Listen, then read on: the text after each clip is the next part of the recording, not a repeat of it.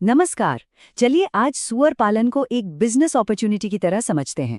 ये उन सब के लिए है जो एक नया और फायदेमंद काम शुरू करने की सोच रहे हैं। तो आइए इसमें थोड़ा और गहराई से उतरते हैं। तो देखिए, सबसे पहला और सबसे ज़रूरी सवाल तो मन में यही आएगा कि क्या सूअर पालन में वाकई कोई फ़ायदा है? क्या ये एक मुनाफे का सौदा है? चलिए, आज इसी सवाल का जवाब ढूंढते हैं। और इसका जवाब है जी हाँ, बिल्कुल। अगर इसे सही ढंग से किया जाए ना, तो साल की कमाई 3 लाख रुपए तक पहुंच सकती है। तो आप समझ सकते हैं कि इस बिजनेस में कितना पोटेंशियल छिपा हुआ है।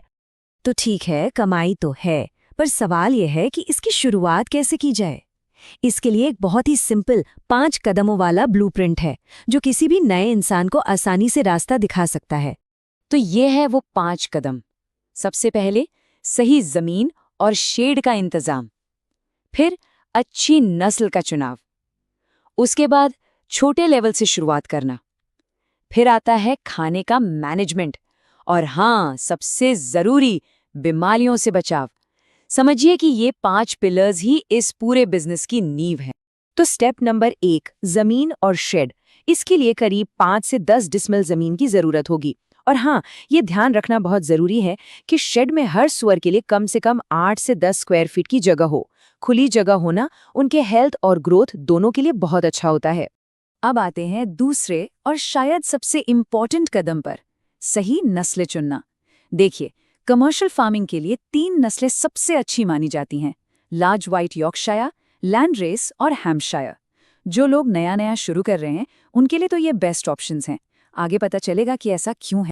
तो सवाल है कि इन्हीं नस्लों को क्यों चुने। इसका बहुत सीधा सा जवाब है, मुनाफा। ये नस्लें बाकी नस्लों के मुकाबले बहुत तेजी से वजन बढ़ाती हैं। इसका मतलब क्या हुआ? इसका मतलब ये हुआ कि जो पैसा लगाया है उस पे रिटर्न भी उतनी ही जल्दी मिलता है, जो किसी भी नए बिजनेस के लिए बहुत मायने रखता है। किसी भी नए काम की तरह यहाँ भी सलाह यही है कि शुरुआत हमेशा छोटे लेवल से करें। या तो 5 मादा और 1 नर सूअर से शुरू कर सकते हैं, या फिर सीधे 10 छोटे बच्चों से। इससे होता क्या है कि चीजें सीखना और उन्हें मैनेज करना आसान हो जाता है, और शुरू का जो रिस्क होता है वो भी काफी कम रहता है। अच्छा, अगले 2 कदम सीधे सीधे उनकी देखभाल से जुड़े हैं। खाने में चावल का भूसा, मक्का और सब्जियों का कचरा जैसी सस्ती चीजें दे सकते हैं।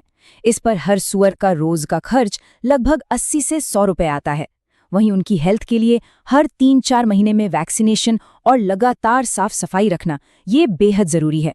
याद रखिए, एक भी बीमारी पूरे मुनाफे को खत्म कर सकती है। चलिए, अब उस हिस्से पर आते हैं जिसका सबको इंतजार रहता है, कमाई का पूरा गणित। देखते हैं कि असल में नंबर्स क्या कहते हैं। इस बिजनेस में कमाई के 2 मेन मॉडल हैं।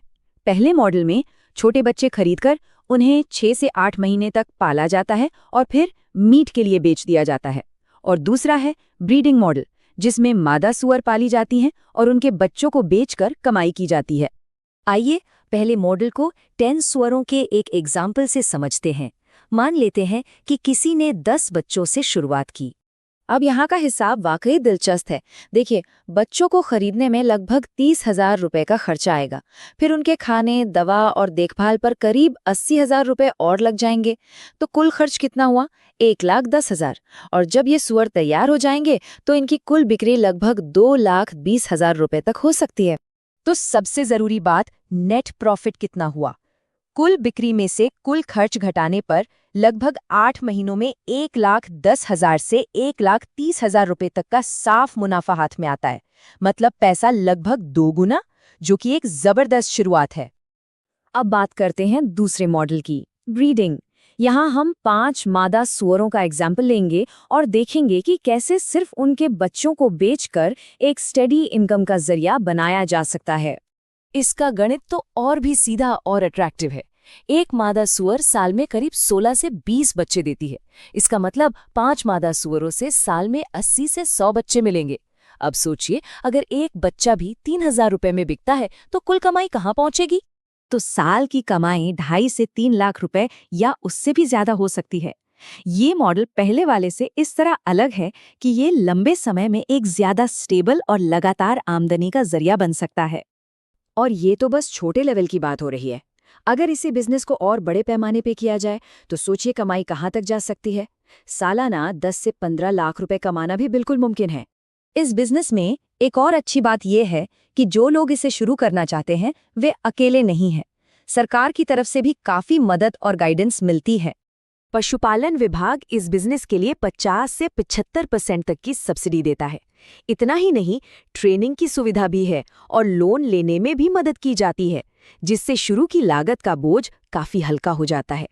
तो इस पूरी बातचीत का निचोड़ क्या है? नए किसानों के लिए 3 सबसे जरूरी सलाह है। पहली, हमेशा 10-15 सूअरों से छोटी शुरुआत करें। दूसरी, अपने लोकल मार्केट की मांग को अच्छी तरह समझें। और तीसरी, बीमारियों से बचाव को अपनी सबसे बड़ी प्रायोरिटी बनाएं।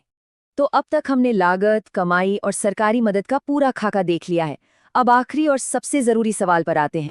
इस पूरे ब्लूप्रिंट को सामने रखकर ये सोचना जरूरी है कि क्या सूअर पालन किसी की मेहनत और इन्वेस्टमेंट के लिए सही अपॉर्चुनिटी है? इसका जवाब हर किसी के लिए अलग-अलग होगा, जो उनकी अपनी सिचुएशन और गोल्स पर डिपेंड करता है। पर हाँ, ये सोचने के लिए एक बहुत अच्छा सवाल जरूर है।